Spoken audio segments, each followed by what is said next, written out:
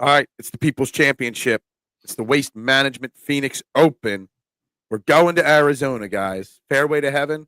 Breaking down this week's event. We're live in 30 seconds. Pop, pop, pop, pop, pop, julep. Pop, pop, pop, pop, pop, julep.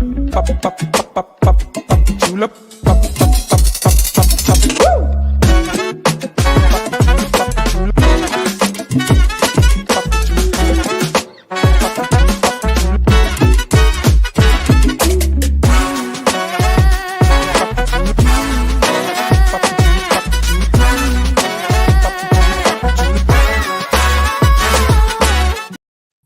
And a very good evening, everybody, and welcome to Fairway to Heaven right here on the STT Sports Network. Please, if you're watching anywhere, live or on replay, please do me that favor, smash that like button and subscribe button as we continue the race to 500 subscribers here on the STT Sports Network, guys. Please, it's free to do. It's free to support a local content creator. I'm your host, Phil Stiefel. We got the same crew as always. We got Stevie Fuentes next to me. We got Jason Sullivan down below. And joining us today from Action Network, Elise. How you doing, Elise? How you doing this evening? I'm good. Thank you for having me back on. Well, I mean, you kind of guilt tripped me into I'm actually having in North on, Carolina right now, traveling for work. I was gonna say, it looks like you're in a hotel. I am in a hotel, yes. Jason. She told us we had to bring her on. You know what I mean? Because you had to do it. So yeah, she is the best. We know this. She is the best. Absolutely. Good evening, Adam. Glad to see you in the chat. We'll get into this week's Waste Management Phoenix Open, which it's interesting when we talk about the Waste Management Phoenix Open because it's known as the People's Championship. It's got all the pomp and circumstances. It's got the stadium hole. It's got all the drinking. It's got all the partying. But I was listening to Rick Run Good this week, and as I always do, prepping for a show. And he asked a question that got me, a little curious to get everybody's opinion. And we'll start with you, Elise. Is this tournament actually slightly overrated because of all the fun? It ranks this tournament maybe a little bit higher than it should be in everybody's favorite tournament list and stuff like that?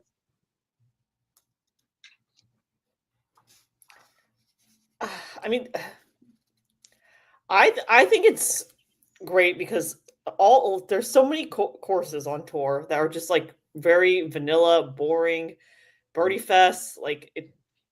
They don't go to many different places. Pebble was awesome. Like last week, Waste Management Phoenix Open, it probably wouldn't be as good of a tournament without the fun aspect of it. But I like having something different on tour. I miss match play because that was a different tournament. That was something different. That was something unique besides just the generic TPCs of the world. And I know Scott, this is TPC Scottsdale, but the atmosphere gives it a little something extra and makes it a great viewing experience. And I'm sure it would also be fun to go. I really want to go one year. But yeah, so it's just because there's so many stale tournaments on tour, to be honest, that I think this is a nice switch up.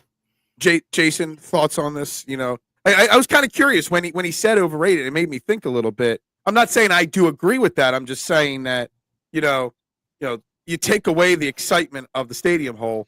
It's just another event. Yeah.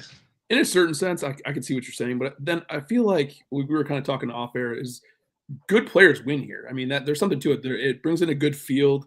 Like Elise said, there's not that many tournaments anymore that iconic courses. I wouldn't necessarily call it iconic, but courses that you recognize. There's Muirfield Village, Augusta, obviously here, Riviera. There's not that many courses that you're so pumped to see. Now there's so many of these weird little tournaments that you probably, most people can't even name what course they're at. So I like this tournament. I think it brings a lot of eyes to the game, which is cool because of the Super Bowl coming this weekend and everything. So I love it. I look forward to it every year. And Steve, I mean, obviously they're trying to curtail because of the 2 million arrests that happened last year. Is the PGA Tour being smart by trying to curtail some of the excessive drinking or, and partying? Or, this, as Jason said, this is a great place to try to attract new golf fans to a sport that's struggling. So to just let them go nuts and just have as much fun as possible to bring that excitement. I think last year was a little excessive, and that's kind of like what caused this curtail. Because years past, they were still hype, drinking, drunk, but it was controlled. No one was it was still golf. It was still golf audience in a sense. But I'm kind of I don't think it is overrated by just taking away the 16th hole. I think this whole entire back nine is so fun. There's the both of the par fives are gettable in two. The par four on 17th is gettable off of the tee, and so there's that risk reward that this course brings. That, like what Jason said, it's usually top golfers who are winning this, so it brings strategy and all that back into the game on a fun course where you have something like the stadium on 16th. Do you think it scares away at least the crowds or the top stars? Because we only got 5 of the top 15 official golf ranking, golfers in the field this week. Obviously you got Scottie, but Rory, who won last week, he's not playing in it. Victor Hovland, withdrew from the event. Xander, we still don't know what's wrong with Xander, but there's a lot of guys missing that would normally tee it up this week. Is it just placement on the schedule, or is there something too that some golfers don't actually enjoy playing in this atmosphere? I think it's more this year placement on the schedule because you're sandwiched between AT&T. I mean, people would regularly skip AT&T Pebble Beach, the Pro-Am, and play this instead. But because the Pebble Beach is now a signature elevated event, like everyone's playing that, and of course you got another elevated event, Genesis, which is going to be at Torrey Pines this year. I think that's part of it. Xander apparently has like some kind of like rib injury, which is why he's been out. So, I don't know when he'll make his return. I don't think Rory like ever plays waste management really. Like Rory never plays Hawaii, for instance. Like Rory definitely like picks and chooses like his spots because he almost never plays Hawaii. He starts the season in Dubai all the time. And then he usually doesn't play AT&T Pebble Beach either, but obviously he plays like Riviera and like Torrey and like big. I mean, Rory's so good at driving the golf ball; he can play like big boy golf. Well, shout out to Rory on his win last week. I mean, Jason, I'm pretty sure. I mean, I don't think you bet Rory to win, but I know you had in your little 4-point, little post you make every single week, some comments on Rory having a chance to win last week. It's interesting that Rory, are we going to see a little renaissance, Jason, from Rory this year? I mean, he played, pretty amazing golf on the weekend last week. He's so hot and cold, and it's like a lot of it is his temperament, I think. I do think he has a really good year. I honestly do. I feel like a lot of the majors set up good for him this year. He just proves, I think, that he's course proof. I think we forget that because we've seen Rory kind of choke in a couple majors and not get the green jacket. I think we kind of think that, like, we kind of forget how good he is. I mean, he has 27 wins on tour. He's not old by any means. I think he's like 35. So he's still a stud. And anytime you see any of those top guys like Rory and Scottie and any of those guys that low owned, I just feel like it's a must play. And I felt like the course fit might not have been perfect, but I feel like Rory's one of those guys that it almost doesn't matter. So that's why I played him a lot last week. Talking about, the great golfers and stuff like that. Obviously, this week with Waste Management, this is the Scottie Scheffler tournament. I mean, Scottie Scheffler's in the field, and we'll talk about the course in a second. But I think the biggest conversation, betting and in the DFS side, it's to bet or play Scottie Scheffler. And how do you do it? I mean, on the books, I mean, he's on average about 3-1 to win the event, which is insane for a golfer. He's only at 12K on DraftKings, which is actually, in my opinion, a pretty low number, considering his course history, considering his course fit and how just great of a golfer he is. The conversation of what to do with Scottie Scheffler is, do you bet Scottie Scheffler? Do you try to parlay it with a Super Bowl bet, which I see a lot of people doing, which oddly, it's not even really improving his odds, that much. If you pick the Eagles money line and Scottie Scheffler, I think it's 7-1, which is still pretty mediocre at best. I've heard some people say that Scottie might get up into 40% ownership this week. I don't know what to do with Scottie Scheffler. I didn't bet him. I'm going to bet him with the Super Bowl. I haven't decided what with the Super Bowl. but I can't make a decision on Scottie Scheffler, Steve. And I mean, the TPC Scottsdale is the third most predictive course history on tour behind Augusta and Wiley. So what do you do with a guy that's won 2 of the last 3 years here? I think depending on how many lineups you play, you can definitely play him with some of these guys that are in the 7K and even the high 6K range. But I'm only going to do a few just because his ownership, like you said, is going to be high up there in the 40s. I think this is kind of a nice little fun Super Bowl bet with him winning and some sort of like first touchdown score sort of parlay with that. Ooh, I like that one. But that's what I plan on doing with him. Okay. All right. I like that. Jason, I saw you pointing up. You think his ownership's going to be up over that, right? I think it's 50. Yeah. Easy. So here's the question on the DFS side. Then do you go overweight? Do you go? I've seen some people talk about that they're just going to put Scottie Scheffler in 100% of their lineups this week. Literally every single lineup they're going to build Scottie Scheffler, then go from there. Or do you do what Steve says and you kind of lower it a little bit? You can't fade him. I think we all kind of agree on that. You might go underweight on him a little bit, but I did a lot of research today trying to find any reason to not play Scottie. Basically, I don't want to play Scottie. I mean, anytime anybody's 50% owned, I don't really want to play them, but it's almost impossible to not. I mean, like, he just fits his course so perfectly. I mean, the greens are easy here, which helps him out. 150 to 175, he's first in the field. 175 to 200, he's first in the field. It's like, I want any reason to build without Scottie. I just haven't been able to find it yet.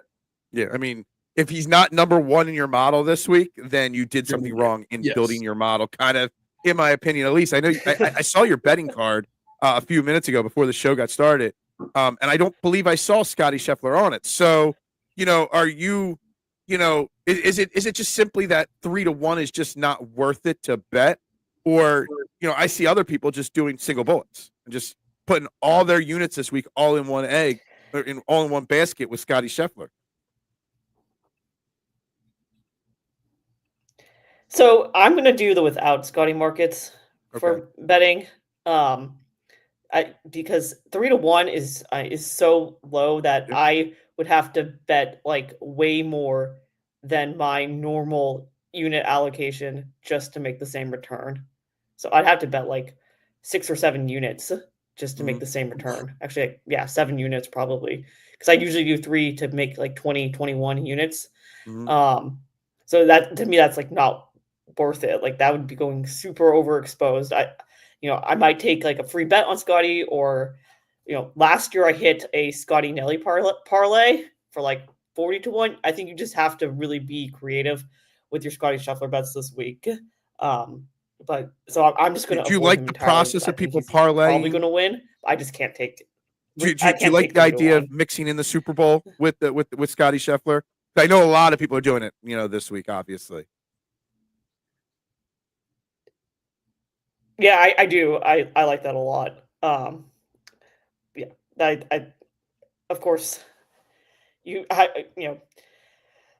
Super Bowl's like, that's gonna be it's a fun bet to do, like Super Bowl, Scottie, or like do some other things. Like I said, I think you just have to be creative if you want to bet Scottie Scheffler this week. Just otherwise, your return is just going to be super low. It's not going to be your normal at all. All right. Well, so real quick, Jason, that or you have to find different ways. Jason, of course, TPC Scottsdale. You already mentioned some proximities and stuff like that.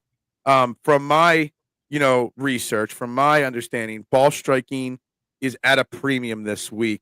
What do you think of Scottsdale? What are the key stats that you're zoning in on golfers on both the DFS and gambling side wise? Tee to green is obviously really important. I mean, like you said, it's a ball striker's course. We know this. I'm going especially overweight on, 150 to 175 is super important, but I'm going a lot overweight on approach and then around the green. I think it's an easy course to chip on, but at the same time, like, you see guys chip in all the time, but I feel like the guys that are good around the green gives you a big advantage this week. And you see everybody's going to be able to putt, I think, this week, because it's not a typically, very hard greens to put on. But approach and around the green are huge for me. Approaching around green. Steve, anything to add to the course that you're looking at this week? Driving accuracy, Okay. as well to go off of what Jason said. Those same things. So looking for guys who are going to be playing out of the fairway this week. 'Cause I That's think what there's no weather. Data golf. Weather isn't really going to be pretty nice. So these greens are probably going to be pretty firm. So ball control, spin control, guys like that. And I like the risk reward here. I like the guys more on the risk side who can go attack these the back nine and have fun with it, because like you said, there's going to be guys who there's multiple ways you can win here. You know, if you're not being accurate off the tee but killing it putting, you can win that way, and then vice versa. So just to add to Jason is the driving accuracy. All right, so let's get into the field outside of Scottie Scheffler. I read something, Elise, that 9 of the last 11 winners of this event, not counting Nick Taylor was one of the not 9 last year winning it, have been former major champions, have been either that or Players Championship. So, you know, most years the elite golfers are the golfers that win this event. Obviously, we've talked a lot of Scottie Scheffler. Top guys on the board are Scottie Scheffler, Justin Thomas, Hideki Matsuyama, Sam Burns. I guess you could throw Sung Jae Im at 9,800 to an extent in that top golfers. Outside of Scottie Scheffler, is there an elite golfer in this field you really like this week a lot?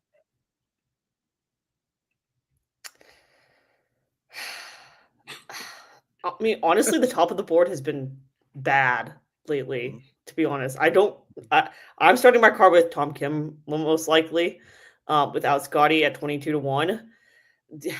Like, I can't really trust, the guys priced 20-1 and lower lately have just, like, not been doing it. You know, JT last week, Cantlay, like, Morikawa, they, like, Sung Jae Im almost, like, doesn't win at all, barely at all. JT is on a huge drought of wins, and like to expect them to really beat Scottie Scheffler when Scottie Scheffler has like known to close the door. I also don't. I mean, Hideki is great here, but I'm also concerned that Hideki's been playing a lot and he might be like tired by now. I hear a WD incoming. Is injury prone, so I don't know. I guess the top of the card that I like is Tom Kim, but I said, I think a lot of people have really been disappointing lately. I think a lot of people are tired of Tom Kim's game already just because of how slow he is, but I kind of agree with everything else you said there about the top of the card. And that's why Jason, I want to get your thought on this. This week I'm doing a little different. Normally, everybody I bet is also in my player pool. But I think there's value in betting maybe someone like JT or Sam Burns to win the event, but their floor and ceiling is so wide because of their recent play. You start your DFS card with, say, a Tom Kim, but maybe you take a shot on a Sam Burns at 35-1 or Hideki at 16-1 to bet for those things. Jason, thoughts on that process that I'm looking at? No, I think that's good because I think a lot of people are on the same names, and I think starting your card, you know, I think a lot of people are going to play Burns. If they don't play Scottie, they're going to play Burns this week. I think it's hard. Or I should say it's easy to pick holes in each of these guys. Like Elise says, I mean, like, I don't have any confidence really in any of these guys for sure winning a golf tournament. And I don't want to play a guy over 10K that I'm not sure can win. Like she had a good point with Sanjay, you know, Hideki's played so much that it worries me a little bit. JT's just not the same golfer anymore. He made so many bogeys last week. You can't count on him. He still scores, but you just can't count on him. So Tom Kim is probably my favorite player in this range too. I think the only thing that worries me is I think a lot of people are going to feel that way. So, but I mean, I just feel like he's set up. Do you have anything to add, Steve, to this top of the board here on the pros and cons of these guys? I'm going to start some of my lineups with Sam Burns just because of course history. Doesn't concern you about how he's been pretty bad on approach lately. I know he's got the course history, but it goes into account the conversation of course history versus recent form. Yeah, with him, I'm going to lean more towards course history and just kind of hopefully ride that out. And I'm definitely going to stay away from Connors. Boy, did I learn my lesson earlier on in the season. Well, Connors is not a winner, so that's a very easy decision right there.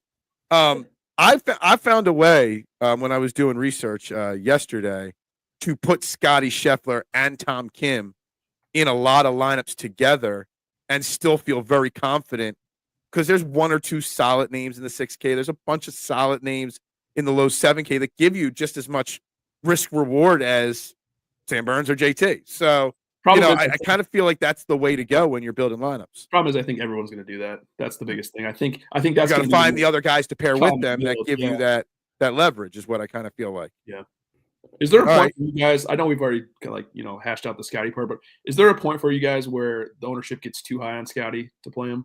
Yeah, I asked that. I was watching another show live the other day. I don't even remember which channel it was, and I put that in the comments, and the two hosts on the show said, no, you should never be afraid, no matter what, to play Scottie, unless you're talking about something like unless some random tournament he had like 80% ownership. You should never stay away from Scottie in an event. I think the only argument is that you can build a lot better lineup, from 1 to 6 without Scottie. But that's even a flimsy argument when the guy's so good. Yeah, he's that special. All right, the rest of the top of the board in the 9K range. Obviously, we mentioned Corey Connors, Tom Kim. You got Sahith Theegala, but I know a lot of people are high on him. I'm a little concerned about his driving ability. It's a little wonky. A name that I saw a few people mention, and I know his ownership right now is not that high. It's actually really low right now. 4% projections right now, is Rasmus Højgaard at 9,200. Do you guys, anybody there like him this week in his game and where it's at this week? Not me. No? Anybody? Nobody? No. Kind of trying to get different with some names here to counterbalance the 50% ownership of Scottie Scheffler. The guy I do think he is the better of the Højgaards. Oh, for sure. Out of the two. And if he's owning 3%, and you take Scottie Scheffler 50% and then him at 3%, he makes the cut. You've got yourself a fairly balanced lineup there. I just can't play a guy over 9K that I don't think can win the golf tournament. Okay. And I don't think he can win. Okay. All right. In the 8K, I think the 8K is a little rough in my opinion. Kurt Kitayama, I know a lot of people like him. Matt McNeely, Spieth. I think Elise, you're quite the Spieth guy. Max Gracerman, can't play him with concerns about his injury. Wyndham Clark, former major champion. There's a lot of names in the 8K range. Elise, where would you look in this 8K range as your favorite player? How is Spieth 8K anyway? Yeah, that's true. I just that's a very fair point. He's just course history alone. So he's been so I know and that's part of the problem with this week as well. I feel like course history, because this is a very predictive course, that like it's harder to get different here. Just a little bit harder to get different than normal. How do you feel about my parlay with Scottie Scheffler? I mean 8K, I probably like Kitayama the best, but I like Nick Taylor for sure. Nick Taylor. Defending champion. How do you feel about betting or playing a guy when they're the defending champion in an event? So I normally tend to shy away because it's so hard to win the same event 2 years in a row. Unless you're Scottie. Scottie won, and also Nick Taylor, he can close the door. Like when he's shown that he can win. I mean, he has more wins recently than like JT and like some of the other guys up top. So I trust him to be able to actually win the tournament for me, like much more than some of the other people that are ahead of him, like Connors, Højgaard, like a lot of that. Like Spieth hasn't won in a long time either. Just Wyndham Clark's been bad. Gracerman has the injury concern. Luke Landon's an amateur. Like Cameron Young has never won, and he's been playing awful. When will Cam Young win anything in life? Is the question. Ever, at this rate, ever. Exactly. He needs to put his form around first, I think, before he'll win. Yeah, exactly. All right, Steve, what are your thoughts on this 8K range here? Like Lee said, Kitayama, and then at the very bottom, Siwoo. Love Siwoo. I think this is a course where he can you give that risk reward. This sort of environment, definitely T12 here. Last year, he finished Sunday pretty well. I think he bookended last week shooting the same 5 under on Thursday and Sunday. So I like Siwoo in the 8K. Very quiet 12th place last week too. Yeah. Didn't really see I did him. not realize he was in 12th place till I did my research on him. Yeah. Yeah, I was like, that's kind of shocking. So I'll throw Jason JT Poston at 8K along with Siwoo Kim there. No? No, it's Siwoo for me in this range Yeah. for sure. My biggest question of this whole show, though, I want to ask Elise what she thinks of my Scottie to win plus Spieth to top 10 parlay. It's a terrible parlay. Because Jordan Spieth is not going to finish in the top. Sorry, no, you didn't ask me. You asked her. He might. Yeah, he might, but he's also been apparently testing out like multiple drivers. His putting sucks. Like he's been testing out like different putters. Surgery. He's just like, and his headspace. Like and apparently last week there were reports on the ground that he was like grimacing, that it was like tight or something. Shit, nice. So I mean, obviously the weather is going to help you in Phoenix because it's not going to be so cold as it was in Pebble. But at the same time, like, and I know he has the course history, like, but I just don't trust Spieth. So you're saying there's a chance? No, she didn't say anything I'd about rather see like maybe a Thigala top 10 with Scottie potentially. So my thing with Thigala is yes, his driving accuracy is bad, but so is like Spieth never had that good of driving accuracy either, and he contends on this course. So to me, Thigala, you should play him on courses that Spieth used to be good at. Yeah. And I say used to be good at because, comeback season. Not the same anymore. It's not. Oh, my goodness gracious. All right, into the 7K range, because the 7K range, if you want to play Scottie Scheffler, is extremely important this week. I know he's not played great, but you got Spieth in the 8K, but you got Matthew Fitzpatrick in the 7K. But there are some really great names that you could play on the fantasy side. Not necessarily bettors to win the event, despite me getting crushed on Twitter for not betting any long shots this week.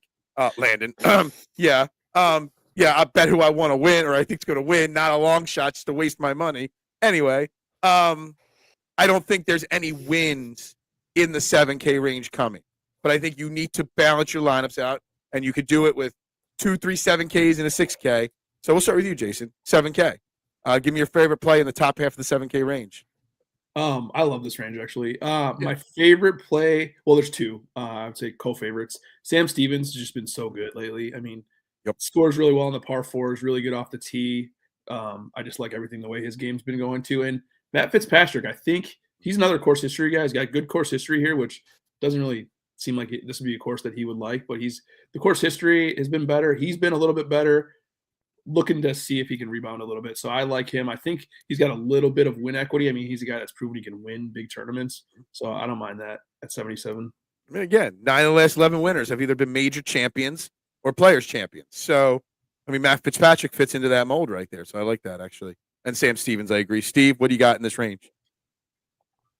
I like Billy Horschel at the top of this range, or on the top half. And then JJ Spawn. I just think the way his current form, he's starting 2025 off really well. He hits the ball straight. He finished I think top 5 in 2017 here. So he's played the course well before. So those two guys at the top of the 7K range for me. There's a lot of chalk in the 7K range because of Scottie Scheffler. And I'm looking at ownership percentage of some of these names. Stevens, 15%. Novak, 15%. Charlie Hoffman at 15%. It's kind of crazy. It definitely seems like there is going to be a lot of Scottie Scheffler and these 7K guys. Hoffman at 15% just seems like an absolute trap to me. Yeah, it sounds like a disaster waiting to happen. I know it's Charlie Hoffman. It's Green Glove Hoffman, Why? But come on. Yeah, that's why. Wild. Elise, do you got any names down here? Wow. I mean, so I do like Billy Horschel because I think he can actually like win, but I also am worried about his ownership because he seems to be really popular on Twitter. He's like in the golf tips checker. He's like number 1 or number 2, I think. So that worries me. To get creative, or different, I might play Davis Thompson in this range. Like Thompson actually he also has like some win equity, and I don't think that many people are playing him. So that to get different, I might go him here. Yeah, I'm looking at the ownership in this range, and obviously Matt Fitzpatrick's one that's lower. Luke or Tom Hoagie lower. Ben Griffin lower. Those are the guys that you're going to need to find. And I mean, even JJ Spawn that you mentioned, Steve, he's right now at 9% ownership. You're going to have to get creative with these guys. You're going to have to take some risks in the 7K range.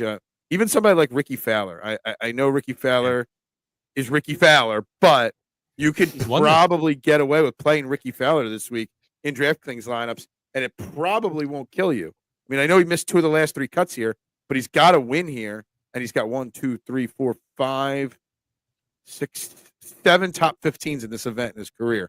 Kind of somebody that I kind of feel like Ricky Fowler, sub 7% ownership is a fantastic idea right there.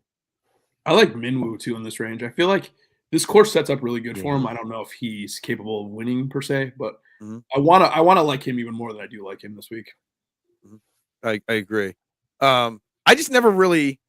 Minwoo's one of those guys that I get wrong a lot, and I know we shouldn't let that fear us. Like we shouldn't be, we shouldn't let one bad week with a guy or 2 bad weeks with a guy stop us from playing or betting a guy.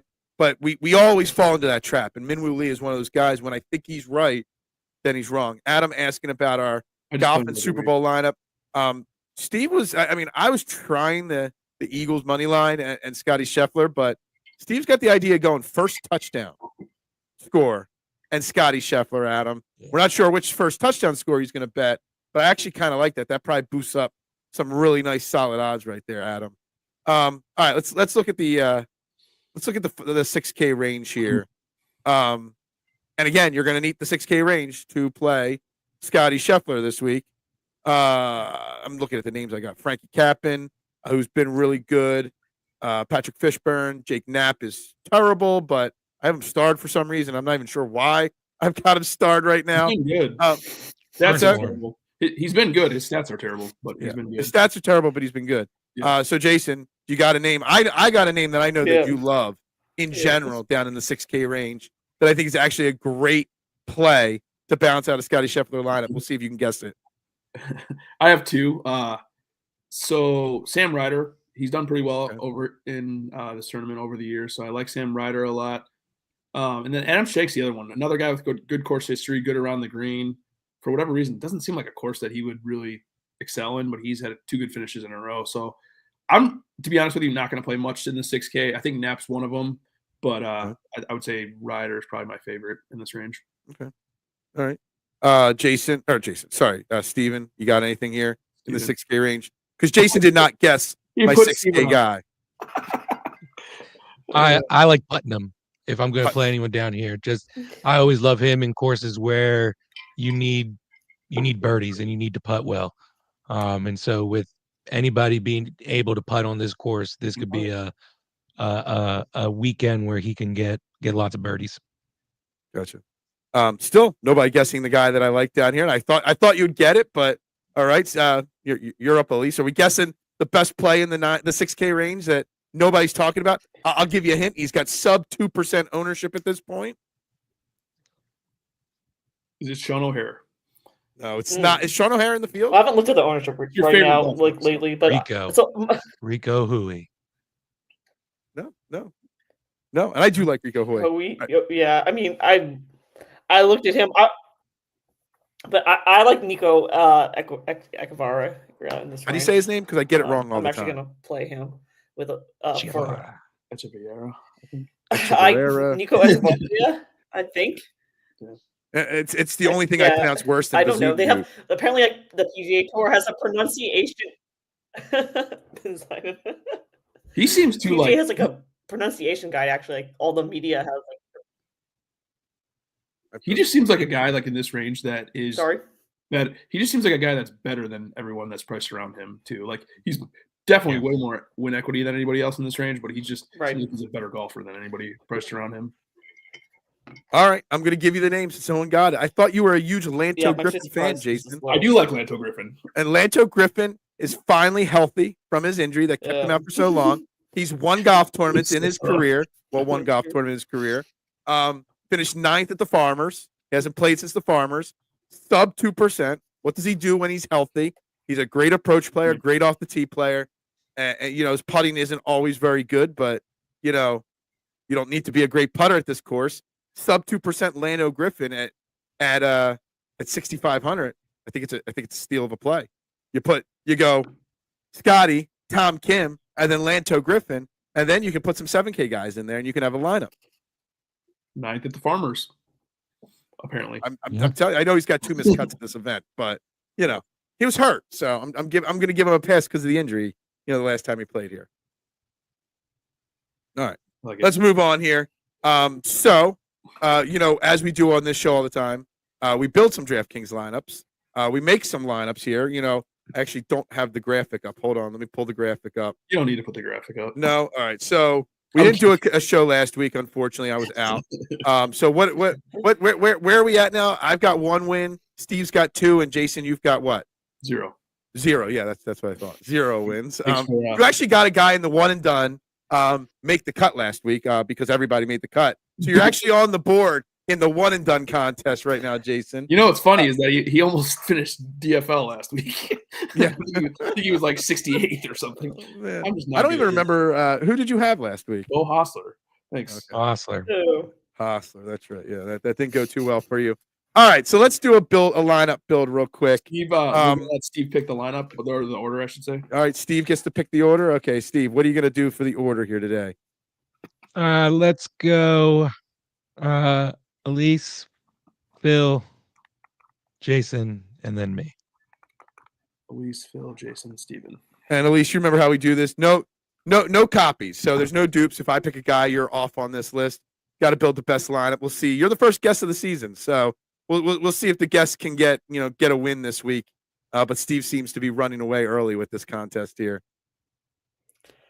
Well, I have to go Scottie Scheffler. So I was going to say. Oh. I mean, great. If you didn't, I would have. So yeah, exactly. I mean, you kind of got to play Scottie there. Yeah. All right. So with my first pick, then I'll just go down to the next guy and I'll go Tom Kim because I still think that's the next best play. Jason, you're up. All right, I'm going to go Siwoo. Siwoo. We're all going to be on the same guys this week, I think. I really do. Everybody's going to be on the same guys. Yeah, Yep. I do. Yeah, I'm Steven, gonna you're go. up for Mr. Steven. I'm gonna go Straka and Kiriyama. Straka and Kitty. Gotcha. All right, you're up, Jason. After Siwoo, who you up on to next?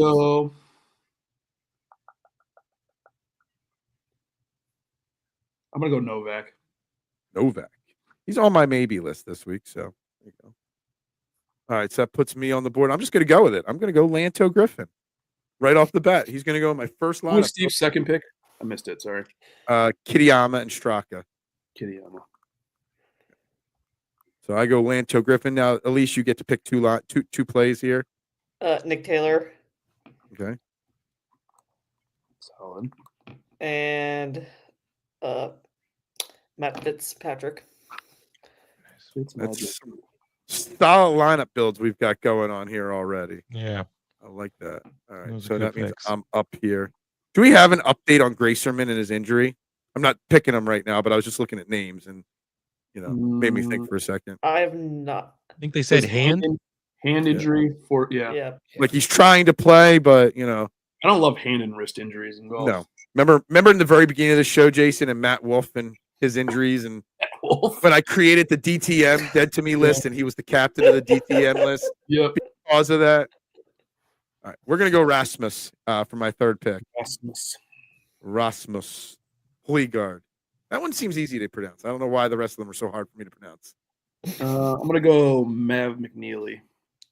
Mav. Okay. Mr. Steven Fuentes, you're up. I'm going to go Billy Horschel. Billy. Horschel. Mm-hmm. Okay. And where was he? And Sappin. Who? What'd you say there, Steve? Frankie Sappin. Zappin. 7. Gotcha. All right. I'm going to go with somebody that we didn't talk about, but I do like him this week. I'm going to go Luke Clanton. Clanton. Okay. I love Luke Clanton, but I bet him every week. Yeah. I just hope he doesn't become like another. I'm chasing his one like Cameron Young. Ugh. All right. I'm going to Can't go with pick Sam that. Stevens with my next pick. And that puts you at least on the board for 2 picks. Stevens. Yeah. I'm gonna go Michael Thorne Bjornsson. Another golfer I really like all the time. I'm just going to write down but I also just Thor. like him Me too. Yeah, Like- I like him too. when you need birdies. Yep. Did someone pick Hoffman yet? Charlie Hoffman? 2 gloves Hoffman? No. Nobody picked them. Yes Two or no? gloves? Sorry. No. No. You're good. Oh, yeah, then I'm taking Hoffman. That's Aaron Rye. It's Aaron Rye. Yeah, no, sorry, Aaron Rye. It's just Green put Glove green Hoffman. one. Sorry, Green Green glove. Glove Hoffman. Sorry. Yeah. Green Glove. I've never liked Charlie Hoffman just simply because of the green gloves. I don't know why. But you like Aaron Rye, who wears 2 gloves. Yes, Yeah. exactly. Exactly. Aaron Rye will win a golf tournament here. All right. This Aaron year. Rye's good. Yeah, Aaron Rye's a great I golfer. liked him before it was cool. Yeah, I was Aaron Rye, on yeah. the bandwagon before it was Yeah. cool. There you go. All right, who's up? You. Me? Yeah, I'm up. Yep. All right. All right. Da-da. All right, we're gonna go Sam Burns, even though I don't like it as a DFS play. What's up? Oh, 2 Sams. I said, you fucker. Yeah, we're doing one of those narratives. Everybody by the name of Sam in my lineup here. Well, I was going to go Sam Sam Burns. Burns, but I'm going to go JT instead. JT. Mm-hmm. It almost was JT for me. I'll trade you. Yeah, there's no trades in this. All right, All you stuck with I'm who gonna you got. go Lucas Glover. I might never win. Lucas Glover. And I'm gonna go for it. I'm gonna go with the Gila. Igala. You got 400 left. I'm going to go All right. Sam Ryder. Shout out to my boy Rob. Ryder. Rob. I hardly know her. All right, my final pick. I'm gonna go Mac Meisner. My last pick. Mark Messier. Is that what it is? Mark Messier.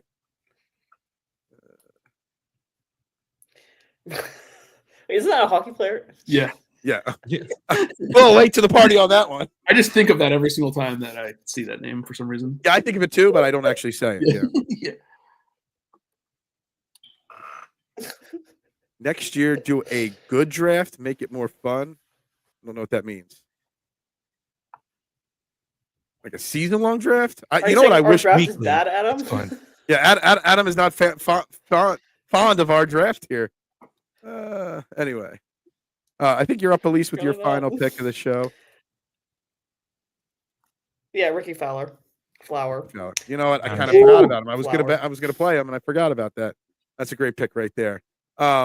He's commenting here. Hold on. Golf draft. So he wants like a season-long golf draft. We could do a season-long. I've thought about starting a contest, like a season-long league. We should do that next year. You know what? I've said this before. I really wish DraftKings would run a best ball like they do for football. I'm a huge fan of NFL best ball. I would love a golf best ball contest, but yeah. All right, so one and done's. Jason, you're just barely on the board. Steve, you're dominating the best ball. Me, I'm middle of the pack. At least, I mean, it's not really necessary for you to pick a best ball player this week because you can only do so much with that. But hold on, who did I have last week? Antley. Both of us Cantley, did. that's right. I didn't write it down. So Yeah, super original. okay, Super. thanks a lot. If you were in a best ball, Elise, what would your favorite best ball play of the week be? I mean, other than Scottie Scheffler? Yeah, I mean, would you waste someone like Scottie Scheffler in a one and done on a week like this? Probably not. Elevated. You know, Yeah, I'm gonna go Tom Kim. you'd go Tom Kim. Okay. See, I kind of feel like I might save Tom Kim for a major because I don't know if he'll win a major, but I think he's going to be in contention at the majors. I think that's a unique spot to use Tom Kim. Jason, you go first. Who's your one and done this week? Mav McNeely, top 5. Mav McNeely. All right. Top 5 incoming. Yeah, another miscut incoming right there. Probably. Steven. Sorry, Mav. I'm going with Siwoo. Siwoo. I love that. I love the Siwoo play there. I'm going to go with Ricky Fowler this week as my one and done. Ricky Fowler. Wow. Yeah. Ricky Fowler's going to get a lot of love. I mean, Ricky has been playing better lately, I think. Yeah, Or, yes. Absolutely. Former winner, too. So. Yeah, absolutely. All right. This is a part, so here, I want to pull this up here and quote it here because I want to get it. I want to get it right here, Let's get weird. Yeah, no, I want to get the quote from the guy on my bets. Where is it? So, Elise, you're betting expert. So I got a guy, Landon. I don't know if you know Landon, Selinsky, giving me a hard time because I bet 5 guys at 40-1 or shorter. Why is it such a big deal that I bet all 5 of my outrights under 40-1? Is that am I doing myself a disservice by doing that? I mean, as long as you're smart, like you stick with the same unit allocation. Like people are just like the Twitter police, the golf Twitter police are just out there lately, like criticizing like my friend, like Jim's like numbers because he gets better numbers than yours. Like that's just not necessary. People, I'm sorry. Like a lot of these people are just doing this for fun. Like. It's not their like full-time job. Like this is not my full-time job. I'm a lawyer. Right. Like other things to do. Like then to have like golf Twitter police like, oh yeah, and the people that like, oh, you bet too many names. There's the other scale of like, oh, you bet everyone under 40-1. But then I gotten criticized for betting like everyone in the field, they say, because I'm betting 8 guys. But that's because I started my card at like 40-1 and ended it at like 200-1. Just I don't know, Landon. over, Obviously, like, Jason, you know Twitter him police. a little bit through Twitter. I'm just calling him out for shits and giggles here. I've interacted. But you're the one. I didn't even see the tweet because I've been sick as hell for the last 2 days, and you pointed it out to me before the show, so I just had to, call it out a little bit. He's actually a good dude. I've interacted with him a little bit. He's probably just giving you shit. But yeah, I think I always think it's funny when people tell you like how to bet. It's like, listen, I don't want to take if you're betting your own money, you shouldn't base it off of what I say. I shouldn't base it off of what you say. Like it's my money. Like I don't care. I don't know. Certain people have different things. It's like it's same with DFS too. It's like play the way that you think you want to play and the way that it's your money. So you play the way you think. I was gonna say it's your money. Yeah, exactly. It is my money. I don't have a lot of it, but I have some of it. I'll spend it how I want to. And I want it now. Yeah, exactly. All right, so Steve, what's your outright card look like for everybody watching right now? I got JT 11-1, Sam Burns 25-1, Tom Kim 35-1, the Guyla 40-1, Robert McIntyre 50-1, and then Billy Horschel 80-1. Ooh, got a Bobby Mack out right there. All right. Jason, what do you got on your outright card this week? Because I know you got some fun parlays there this week. The most ridiculous card one involving Jordan Spieth. Just for the record, this is my most ridiculous card ever. I have Scheffler to win plus Spieth top 10 plus 1990, which is ridiculous. Burns 28-1, Tom Kim 35, Scheffler to win plus Burns top 10 plus Taylor top 10, 60-1. I have Kitayama at 65 and Siwoo at 70. I think Siwoo's going to win for some reason. What's his number? Siwoo? 70. It's not bad. I've got a few pennies left in my arsenal. Maybe I throw one at that. That's not the worst. Elise, what was your betting card for everybody?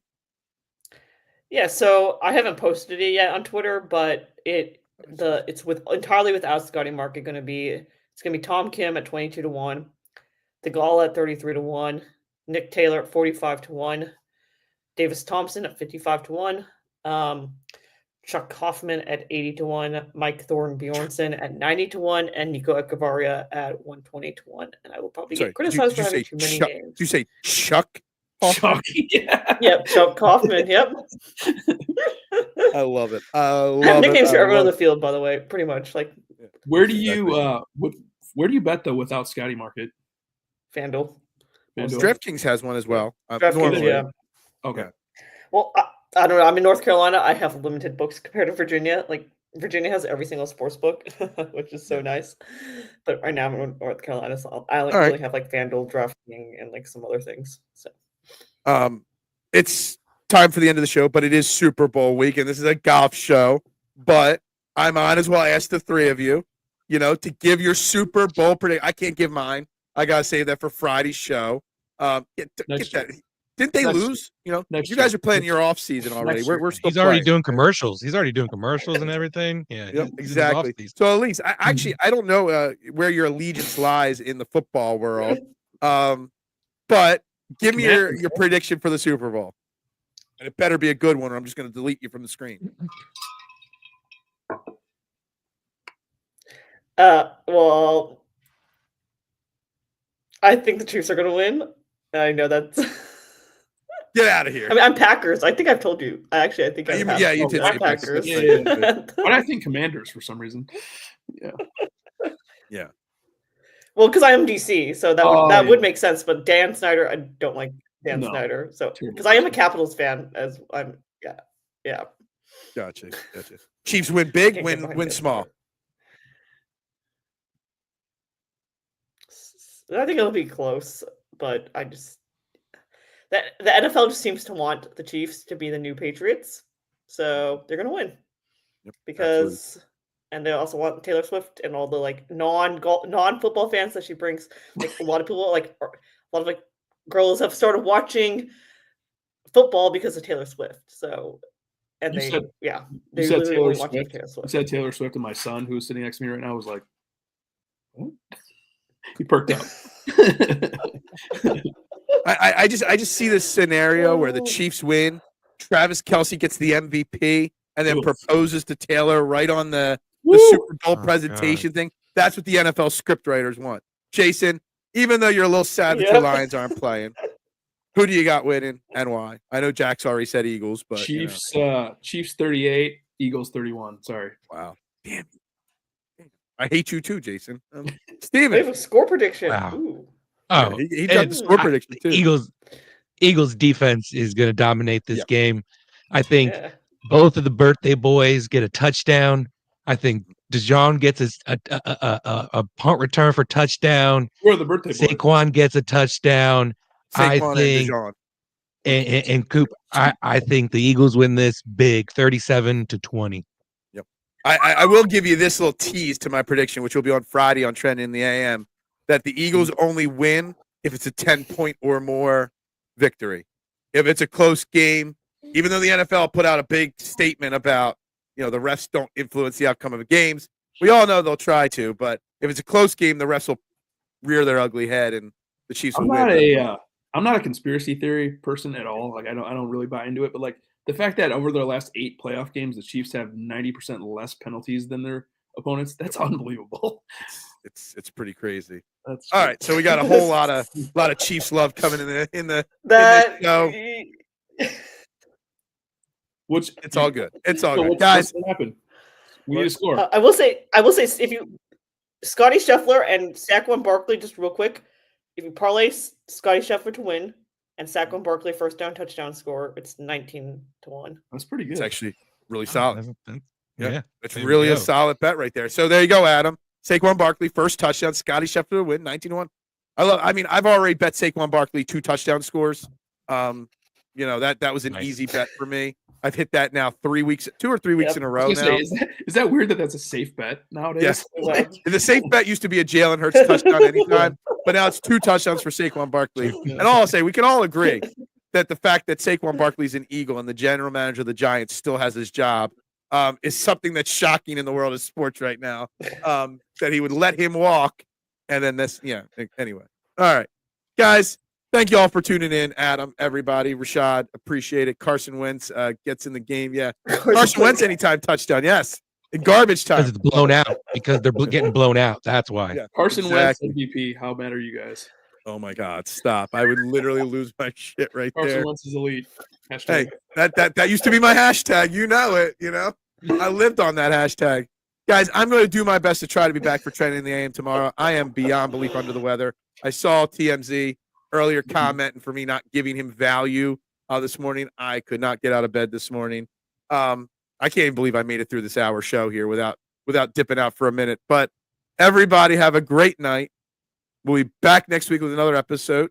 And let's hope that we all make lots of money in the Eagle. Let's hope next Tuesday we're talking golf and an Eagles Super Bowl. How about that? What about Barkley 5 touchdown bet? I did look that up. I did. I forget what the number is, but there's a huge number on it, and I thought it was worth $1 or $2. It's over 100 to 1 or something like that. Absolutely love that for a shekel or two there, Adam. It's definitely a lot of fun. But Elise, where can everybody find you and all your what's your Twitter handle and all that kind of stuff right there?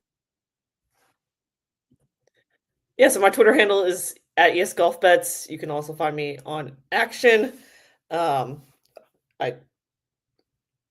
Under the same handle pretty much. So, yep, that's where you can find me.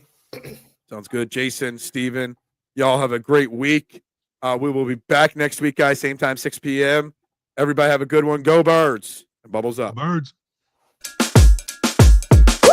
Pop, pop, pop, pop, pop, pop, julep. Pop, pop, pop, pop, pop, pop, julep. Pop, pop, pop, pop, pop, pop, julep.